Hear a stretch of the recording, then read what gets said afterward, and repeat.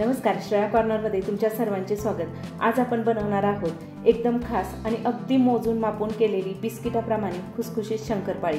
हो, शंकरपाळी सगळ्यांनाच आवडते, पण ती नेहमीसारखी मऊ किंवा तेलकट होऊ नये यासाठी हवे आहे योग्य मोजमाप आणि पद्धत। आज आपण अर्धा किलोच्या प्रमाणात शंकरपाळी कशी करायची आहे आणि त्याचे योग्य प्रमाण कसे घ्यायचे हे पाहणार आहोत।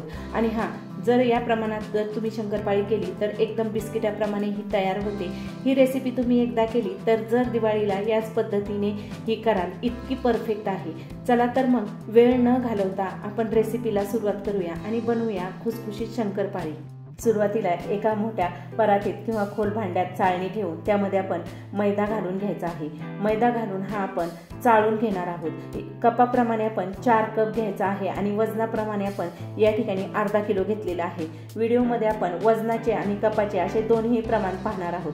शंकरपाळी करताना जर मैदा चाळून घेतला तर तो एकदम हलका होतो आणि शंकरपाळी केल्यानंतर एकदम खुसखुशीत असे बनते। त्यासाठी तुम्ही घेताना मैदा चाळून घ्यायचा आहे आणि एक कप करून आपण या कपाप्रमाणे मैदा 4 कप चाळून घ्यायचा आहे। चाळल्यानंतर तुम्ही पाहू शकता यामध्ये अशा प्रकारे हलक्या गाठी असतात, त्यासाठी चाळून एकदम हलका असा तयार करून घेतलेला आहे। मैदा सर्व चाळून झालेला आहे। त्यानंतर यामध्ये आपण चिमूटभर मीठ घालायचे आहे। नेहमी कोणताही गोडाचा पदार्थ करताना त्यामध्ये चिमूटभर मीठ घालायचे, म्हणजे गोडाचा पदार्थ एकदम बॅलन्स मध्ये राहतो। नंतर आपण तुपाचे मोहन यामध्ये घालून घ्यायचे आहे। कपाप्रमाणे आपण 1/3 कप तूप घेतलेले आहे आणि वजनाप्रमाणे आपण 70 ग्रॅम घेतलेले आहे।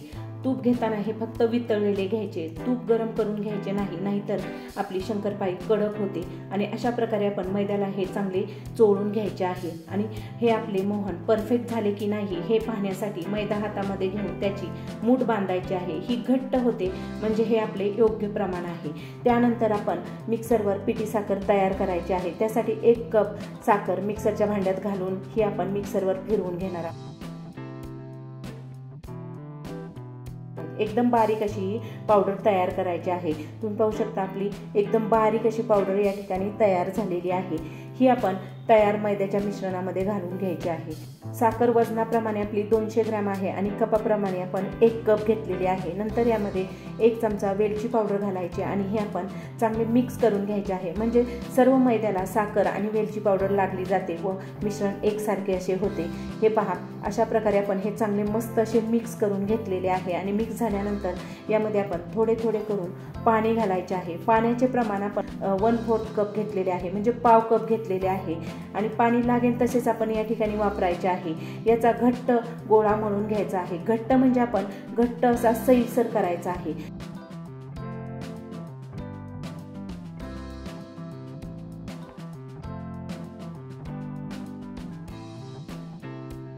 जर शंकरपाळी बिस्किटाप्रमाणे हवे असेल तर पीठ हे मळताना जास्त घट्टही नाही आणि जास्त पातळही नाही, अशा प्रकारे एकदम घट्ट सैलसर असे भिजवून घ्यायचे आहे।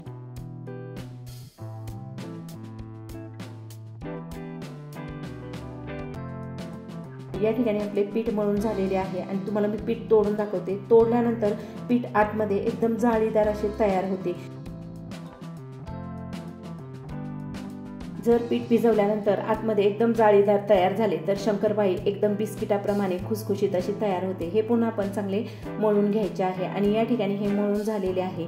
याच्यावरती आपण झाकण ठेवणार आहोत आणि झाकण ठेवून आपण हे 15 ते 20 मिनिटांसाठी सेट करून घ्यायचे आहे, म्हणजे हे मुरायला ठेवायचे आहे। आणि आपले या ठिकाणी 20 मिनिटं झालेले आहे आणि 20 मिनिटांनंतर याच्यावरती झाकण काढून पाहूया।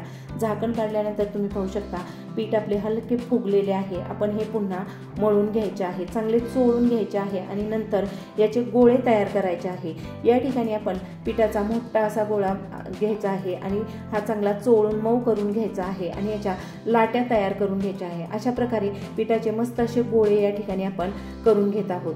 हे पिठाचे गोळे जर सुरुवातीला अशा प्रकारे करून घेतले तर शंकरपाळी करताना जास्त वेळ लागत नाही आणि पटकन अशा ह्या लाट्या आपण लाटून घेऊ शकतो। त्यासाठी सर्व पिठाचे आपण 4 गोळे तयार केलेले आहे आणि हे पोळपाटावर आपण लाटून घेणार आहोत।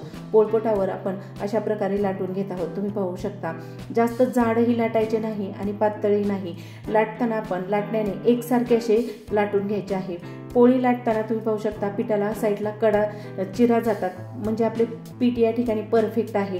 जर तुम्हाला वाटत असेल की आपले पीठ बिघडले, परंतु नाही, जेव्हा अशा चिरा जातात तेव्हा आपली शंकरपाळी एकदम बिस्किटाप्रमाणे खुसखुशीत अशी होते. त्यानंतर याच्या साईडच्या सर्व कडा कापून घ्यायच्या आहेत आणि नंतर याच्या चौकोनी आकारात शंकरपाळ्या कट करायच्या आहेत. कट करताना सुरुवातीला आपण उभ्या रेषा चाकूने मारून घ्यायच्या आहेत आणि नंतर याला आडव्या मारून याचे चौकोनी तुकडे करायचे आहे. तुम्ही या ठिकाणी चाकूने किंवा पिझ्झा कटरने देखील या कट करू शकता. आपण सुरुवातीला सर्व उभ्या रेषा मारून घेतलेल्या आहे आणि मग याला आडव्या रेषा मारून घ्यायच्या आहे. याचे छोटे छोटे चौकोनी कट करायचे आहे. हव्या त्या साईजमध्ये तुम्ही ह्या कट करू शकता, परंतु लहान आणि चौकोनी शंकरपाळ्या दिसायला एकदम छान अशा दिसतात. अशा प्रकारे आपण सर्व या कट करून घेतलेल्या आहेत. तुम्ही पाहू शकता मस्त अशा ह्या आपल्या कट करून झालेल्या आहे आणि तुम्हाला झूम करून दाखवते. झूम केल्यानंतर याला आतमध्ये पदर आलेले आहे आणि पीठ एकदम जाळीदार असते आणि यामुळे शंकरपाळी एकदम खुसखुशीत असे होते. या ठिकाणी एक ताट घेतलेले आहे आणि ताटात या सर्व काढून घ्यायचे आहे. शंकरपाळी ताटामध्ये किंवा एका रुमालावरती काढून घेतल्यानंतर ही झाकून ठेवायची. जर ही उघडी ठेवली तर ती वरून एकदम सुकली जाते आणि तळल्यानंतर व्यवस्थित अशी होत नाही. त्यासाठी ओल्या रुमालाने याच्यावरती झाकण ठेवायचे. अशाच पद्धतीने आपण सर्व शंकरपाळ्या करून घ्यायच्या आहे. पोळी लाटायची. या जाडीप्रमाणे आपण पोळी केलेली आहे. जास्त पातळही नाही आणि जाडही नाही, अशा प्रकारे मध्यम करून घ्यायची. नंतर याला चाकूने उभ्या रेषा मारून घ्यायच्या आणि नंतर याला चौकोनी आडव्या रेषा मारून घ्यायच्या. मस्त अशा या छोट्या छोट्या आकारात शंकरपाळ्या कट करून झालेल्या आहेत. सर्व शंकरपाळ्या कट करून झालेल्या आहेत. त्यानंतर कढई गॅसवर ठेवायची आहे. कढई घेताना जाड बुडाची कढई घ्यायची आणि त्याच्यामध्ये आपण तेल घालून घेणार आहोत. या ठिकाणी तेल आपण शंकरपाळीला लागेल एवढेच घालायचे आहे आणि तेल मध्यम आचेवर सुरुवातीला आपण गरम करून घ्यायचे आहे. तेल गरम झाल्यानंतर याच्यामध्ये आपण शंकरपाळ्या सोडून घेणार आहोत. तळताना यामध्ये जास्त गर्दी करून शंकरपाळ्या तळायच्या नाही, नाहीतर शंकरपाळी व्यवस्थित अशी तळली जात नाही. म्हणजे तेलात मावतील तेवढ्या शंकरपाळ्या तेल घातलेल्या आहेत आणि या आपण तळून घेणार आहोत. सुरुवातीला शंकरपाळी तेलात घातल्यानंतर मस्त असे बुडबुडे येतात आणि जसजशी ही तळली जाते तसतसे बुडबुडे कमी होतात आणि ही आपण सोनेरी रंगावर चांगली तळून घ्यायची आहे. शंकरपाळीला खुसखुशीतपणा येण्यासाठी मध्यम ते मंद आचेवरच या तळून घ्यायच्या आहेत. तेल खूप तापवू नका, नाहीतर शंकरपाळी लगेच काळी पडते आणि आतून कच्ची राहते. मस्त असा सोनेरी रंग आलेला आहे. ही आपण आता काढून घेणार आहोत आणि झाऱ्यामध्ये काढून घेताना तुम्ही पाहू शकता मस्त अशी आपली ही शंकरपाळी तळून झालेली आहे. अशाच आपण सर्व शंकरपाळ्या तेलातून तळून काढून घ्यायच्या आहेत.